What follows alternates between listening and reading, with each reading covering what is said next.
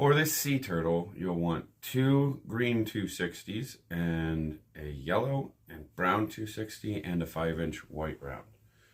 We're going to start off with the yellow one. It's almost fully inflated, but that's not really relevant. We're going to start off with a pinch twist. And we're going to go down about 10, maybe 12 inches, about that far. Make another pinch twist. And we're going to fold this back, doubling up those bubbles. And we're going to come back down, creating 3 bubbles, all about the same size. And then just to make sure it doesn't unravel, you can do what they call a bird body roll through. Just push one through and then roll it through one more time. And that's all we actually need to do with the yellow. This is going to be the underside of the shell. I'm going to take a brown 260, and this one it might help if you stretch it a little bit. And you can do that just by holding on to the knotted end and just gripping it and pulling it. So that gives you a lot more length out of a regular 260. We're going to attach it to one of those pinch twists and make a pinch twist with the brown balloon, like that. And then we're just going to basically do the same thing we did. One bubble. We're going to fold this back, make a second one.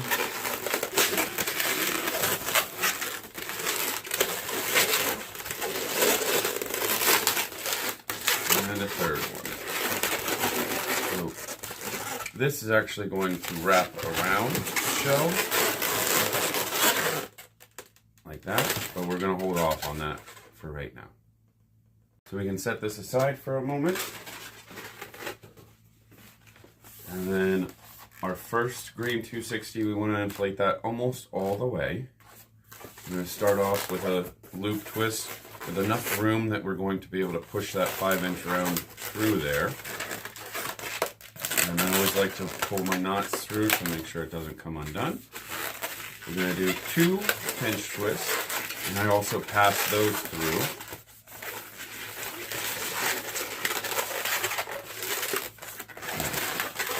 So we have a loop twist and 2 pinch twists. Then we're going to make about a 3-finger width bubble. That's going to be the neck. And then the rest of this, we're going to fold it over to make a loop and tie it around. We want to split this bubble evenly. So to do that, you pull down, and that'll help you find the center. And we're going to just twist that around to make the flippers or fins. Now we can take the shell and attach them. I like having this part go at the back, so we're going to attach it here, and then this is going to loop around. So we just want to move those pinch twists out of the way so we can get into that joint. I'm going to twist that in, and then just twist the pinch twist around to help lock it all together.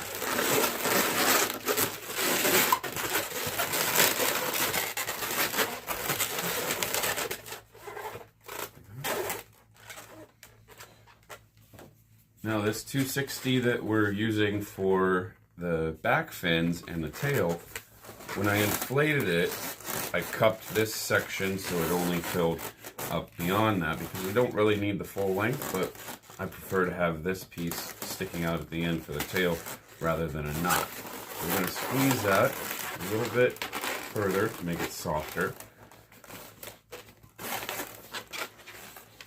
And we're going to twist that around to make a loop. And the same thing we did for the front fins, we're going to split this. And then twist it around. You can pass one through the other. And then we're going to do the same thing. We're just going to move those pinch twists out of the way. Wrap that around, and you can take the tail and tuck it through to help lock it all in. Now, I did not do a pinch twist with the brown yet. If we squeeze a little bubble at the end here, it'll serve as the same purpose. I'm going to wrap this around and squeeze a little bubble off at the end here and twist that around.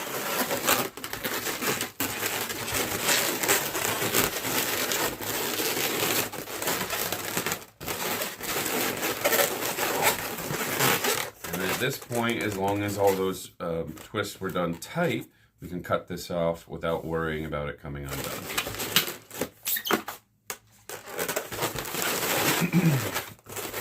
And then we can do a little bit of manipulation just to position the fins the way we want them. We're just going to tuck them down underneath the yellow just a little bit, like that. And we can bend the fins.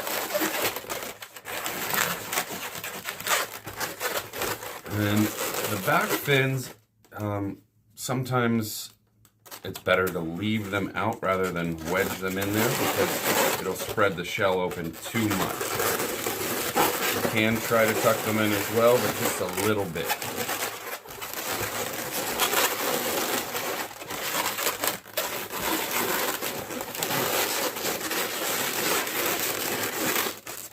So we've got the fins all positioned where they're tucked just a little bit underneath the yellow.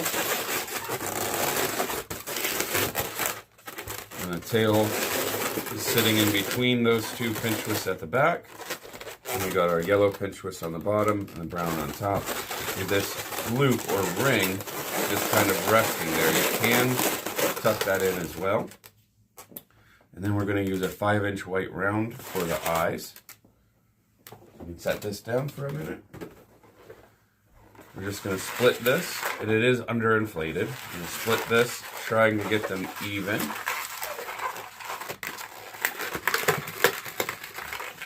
And we're just going to tuck this in,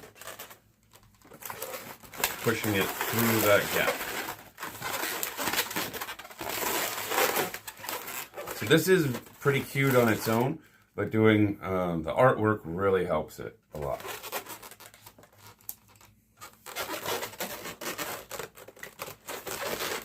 So we're just going to do big pupils. I like to leave a little spot, like a glistening in the eyes. Just like that. We're going to do the same thing on this side.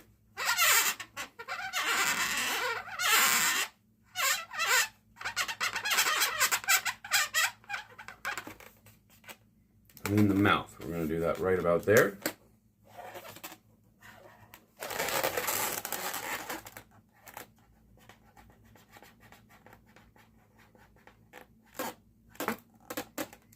So I left a little spot open to color in the tongue.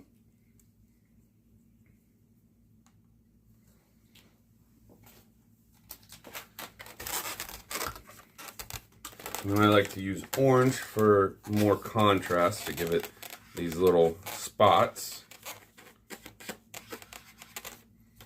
You can do that on the fins as well. And we're going to just go around this section of the eye.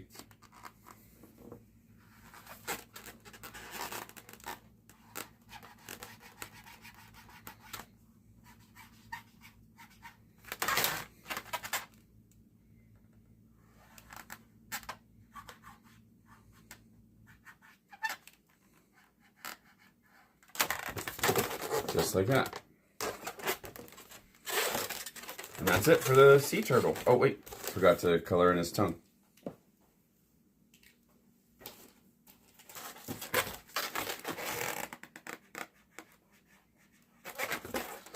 And that's it.